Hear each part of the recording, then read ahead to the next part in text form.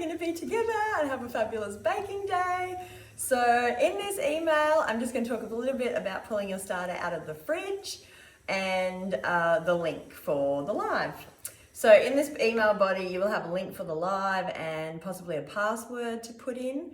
So just follow that. It's pretty easy. I will also send you my phone number just in case you can't get on, you have some trouble and it's like crucial, and you can just text me or give me a call. I'll keep my phone on. And then to feed your starter, when you woke Oscar up, you would have noticed sort of at what time period he did that growth on day 2. So whatever you think that is, and we can do some troubleshooting if you need to, I would sort of count on that timing as to when you feed your starter. So here's my starter out of the fridge. You can feed him out of the fridge.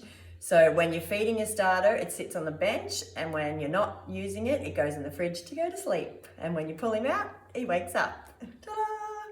So pull your starter out of the fridge at the 5 hours or the 10 hours or whatever beforehand that you need to feed him for him to be at double optimal peak for our baking day. Does that make sense? So for me, I will probably get up to organize everything at 4 a.m. and I'll feed mine then. So by 10, 11 o'clock when we start, he'll be fed and doubled and ready.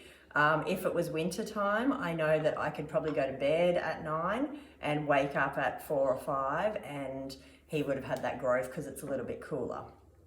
So you have to figure that out. If you need some help, let me know. You can email me.